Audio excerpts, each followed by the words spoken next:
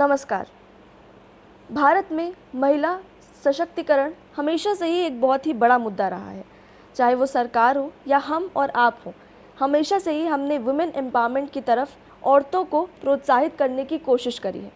लेकिन पैंडमिक के वक्त शायद सरकार भी इस पर ध्यान नहीं दे रही है। लेकिन आज हमारे साथ मौजूद हैं Meenakshi Tyagi ji, founder president of नारी शक्ति सोशल फाउंडेशन। मैम, अपने एनजीओ के बारे में कुछ बताइए और इस पैंडमिक के वक्त आप कैसे महिलाओं को एम्पावर करने में सफल रह रही हैं। Thank you. नारी प्रगति सोशल फाउंडेशन की जो स्थापना हुई है ये अभी रिसेंटली हुई है। इसके पीछे भी एक स्टोरी है कि रिज़ाइन देने के बाद मैं घर पर अपनी फैमिली के साथ टाइम स्पेंड कर रही थी, उन पर फोकस कर रही थी। लेकिन जैसे ही कोरोना शुरू हुआ तो मुझे सोचने के लिए मजबूर कर दिया कि लाइफ में मतलब कुछ भी नहीं है, हमें कुछ ना कुछ तो समाज के लिए करना चाहिए। तो उसके बाद हमने जो है हेल्प करनी शुरू करी। एक रोटी बैंक के थ्रू सोसाइटी में शुरू हुआ, तो मैं हमने हेल्प की। तो फिर मुझे लगा कि क्यों नहीं मुझे खुद कुछ अपना काम शुरू कर देना चाहिए, इससे कि मैं महिलाओं की हेल्प कर सकूं। तो एक दो संस्था के साथ मैं जुड़ी, तो उसके बाद मैंने फिर ये अपनी एनजीओ बनाई।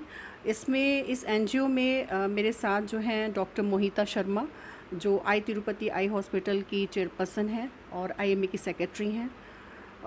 इसके अलावा निशु गुप्ता, वो फाउंडर एंड वाइस प्रेसिडेंट हैं। हम तीनों ने मिलकर के इस संस्था को बनाया और हम तीनों का यही उद्देश्य है कि हम ज़्यादा से ज़्यादा महिलाओं को जागरूक कर सकें, उनके अधिकारों के बारे में बता सकें और उनको आत्मनिर्भर बना सकें।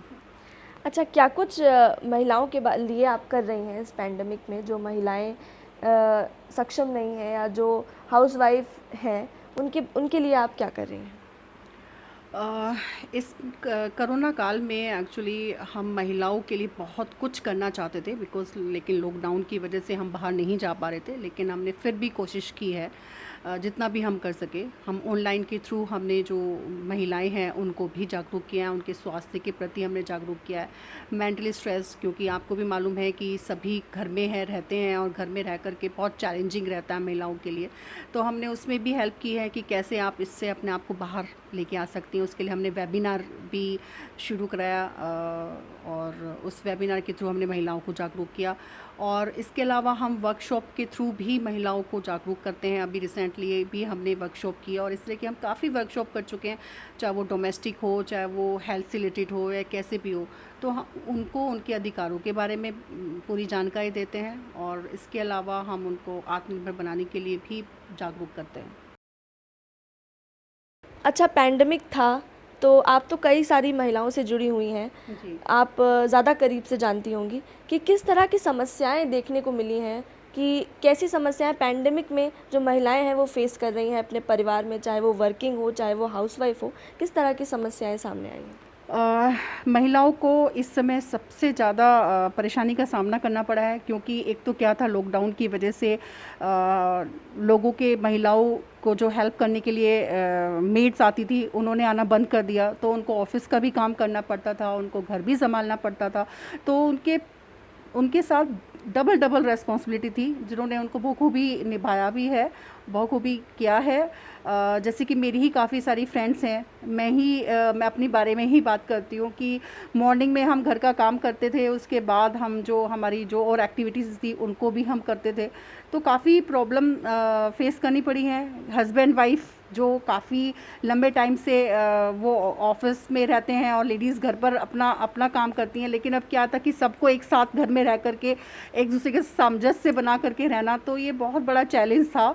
और बच्चों को देखना, क्योंकि बच्चे भी सुबह को स्कूल चले जाते थे, तो बच्चे भी घर पर हैं, हस्बैंड भी हैं, उनको भी ब्रेकफास्ट बना के देना है, घर का काम करना है। तो वो सब भी हम लोगों को करना पड़ा है। तो काफ़ी चैलेंज महिलाओं को करना पड़ा है।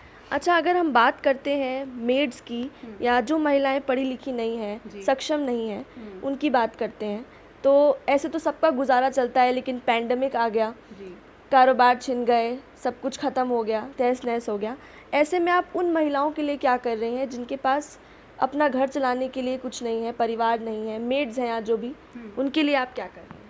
जिन महिलाओं का काम छूट चुका है इस लॉकडाउन में, हम सभी को मालूम है हमारे बारे में, तो वो हमसे कांटेक्ट कर रहे हैं, तो हम उनको फाइनेंशियली भी हेल्प कर रहे हैं और उनको जो है हम लोग राशन से भी हेल्प कर रहे हैं।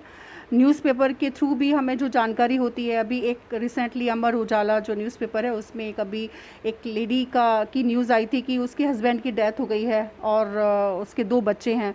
तो हमने उससे कांटेक्ट किया, अभी तो वो गांव से आने वाली है, वो गांव चली गई है क्योंकि उसको अपने बच्चों की केयर करने के लिए कोई लेडी चाहिए। तो हमने उसको बोला है कि जैसे तुम आओगी हम तुम्हें आत्मनिर्भर बनाएंगे, बिकॉज़ ठीक है लॉकडाउन में लोगों के पास काम नहीं है तो हम उनको वैसे हेल्प कर रहे हैं, बट हम चाहते हैं कि उनको किसी के आगे हाथ नहीं पसारना पड़े, कि कोई उसकी मदद करे, वो इतने स्ट्रॉन्ग बन जाएं कि उनको वो घर में रह कर के भी काम कर सके और उनको फाइनेंशियली भी इशू ना आए।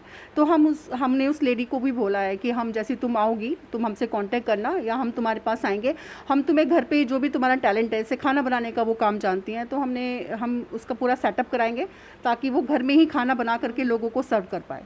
अच्छा, जब भी विमेन एम्पावरमेंट की बात हम करते हैं तो सेफ्टी एक बहुत बड़ा मुद्दा है। टीनेज गर्ल्स हैं या कॉलेज स्टूडेंट हैं, नोएडा दिल्ली जैसी जगह में ये तो वर्ल्ड फेमस है कि दिल्ली सेफ़ नहीं है, नोएडा सेफ़ नहीं है। उन लड़कियों के लिए आपने क्या सोचा है कि कैसे, अगर कोई लड़की जॉब करती है या कोई स्टूडेंट है 8 बजे 9 बजे रात में घर आती है, एरिया सेफ़ नहीं है, उन लड़कियों के लिए, उन स्टूडेंट्स के लिए आपने क्या सोचा है? क्या आपकी प्लानिंग है कि किस तरह से आप उन्हें समझाएंगी या उन्हें एम्पावरमेंट करेंगी? उसके लिए हमारी काफ़ी प्लानिंग है, लेकिन कोरोना की वजह से हम बहुत ज़्यादा उस पर काम नहीं कर पा रहे हैं, लेकिन हमारी कोशिश यही है कि जितने भी कॉलेज और स्कूल हैं उनमें जाकर के उन गर्ल्स को हम सेफ्टी के लिए उनको समझाएंगे कि वो किस नंबर पर डायल करके हेल्प ले सकती हैं। और इसके अलावा हमने ये भी सोचा है कि हम उनको ट्रेनिंग देंगे जिसमें कि जूडो कराटे की एक ट्रेनिंग होती है, वो कैसे अपने आप को सेफ़ रख सकती हैं। जैसे अमेज़ॉन में आती हैं स्प्रे आते हैं जिससे कि आप अपने आप को उस समय एकदम आप फ़ोन नहीं कर पाएंगे तो इमीडिएटली आप कैसे अपने आप को बचाव कर सकती हैं, तो उसकी भी जानकारी हमें देनी है। और हम ऑलरेडी इस पर काम कर भी चुके हैं। जैसे ही हमने डोमेस्टिक के ऊपर किया था तो हमने लड़कियों को भी उनकी सेफ्टी के बारे में काफ़ी समझाया, उनको हमने नंबर्स भी बताए कि आप कैसे हेल्प ले सकती है। तो हमारा यही है कि जितने भी गर्ल्स हैं, हमारा मेन यही है कि हम उनको इतना स्ट्रॉन्ग बना दें कि वो डरे नहीं। और इसमें हमारी जो पुलिस कमिश्नरी हैं वो भी बहुत अच्छा काम कर रही हैं। जैसे वृंदा शुक्ला जी हैं, अगर कोई भी दिक्कत होती है तो हम उनको कांटेक्ट करते हैं तो वो इजीली हमको रेस्पॉन्स देती हैं। काफ़ी प्रॉब्लम्स ऐसी महिलाओं की हमने उनसे बात करके सोल्व भी कराई हैं। जैसे गांव में हम जाते हैं तो काफ़ी ऑर्थोडॉक्स सोच होती है औरतों की वहाँ पे, वो अपना ट्रेडिशन कल्चर चेंज नहीं करना चाहती हैं, आगे नहीं बढ़ना चाहती हैं। उन महिलाओं को किस तरह से आप समझाएंगी आगे बढ़ने के लिए या नई चीज़ें अपनाने के लिए? उसके लिए हम उनके पास जाकर के उनको कुछ एग्ज़ाम्पल के थ्रू उनको समझाएंगे। हम अपना भी एग्ज़ाम्पल देंगे कि हम भी जैसे कि मैं भी एक टाउन से बिलोंग करती थी, लेकिन मेरे पेरेंट्स ने मुझे पूरी तरह से प्रिपेयर किया कि कोई फ़र्क नहीं पड़ता है कि आप विलेज से हैं या आप टाउन से हैं, आपको स्ट्रॉन्ग बनना ही होगा। और जो महिलाओं की ये सोच है कि लड़कियों को अपने आप को घर के अंदर रखना है क्योंकि घर के अंदर रहेंगी तो वो सेफ़ रहेंगी, तो ये चीज़ से बाहर आना होगा। लड़कियों को इतना स्ट्रॉन्ग बनाना पड़ेगा कि वो लड़कियां बाहर जाकर के अपने आप को आत्मनिर्भर भी बना पाएँ और अपने आप को वो लोगों से सुरक्षित भी रख सके। तो उसके लिए जब घर पे ही उनको सपोर्ट नहीं मिलेगा तो वो बाहर नहीं कर पाएंगी। तो सबसे पहले तो घर के जो परिवार के जो लोग हैं उनको ही अपनी सोच बदलनी होगी, तो उस पर भी हम काम करेंगे। और हम टाइम टू टाइम जो हमारा अवेयरनेस प्रोग्राम है, जागरूकता, ये हमारा हमेशा चलता रहेगा। बिकॉज मुझे लगता है कि इंडिया में जागरूकता की सबसे ज़्यादा कमी है, स्पेशली जो महिलाएँ हैं वो बहुत डरी रहती हैं। तो हमको उनका डर निकालना है। तो ये जो हमारा एक प्रोग्राम है जागो नारी जागो, ये हमारा कार्यक्रम हमेशा चलता रहेगा। जब तक हम हर महिला को जागरूक नहीं कर देंगे तब तक हमारा उद्देश्य पूरा नहीं होगा। ये हमारा पर्पज़ है। जहाँ महिलाओं की हेल्थ का सवाल आता है तो हम जब विलेजेस में जाते हैं तो सोच महिलाओं की थोड़ी वैसी है, ऑर्थोडॉक्स है। तो अभी भी वो पीरियड्स के वक्त या गंदा कपड़ा यूज़ करने में ज़्यादा बिलीव रखते हैं। ऐसी महिलाओं को आप किस तरह से प्रमोट करेंगी हेल्थ एंड हाइजीन पर ज़्यादा ध्यान देने के लिए?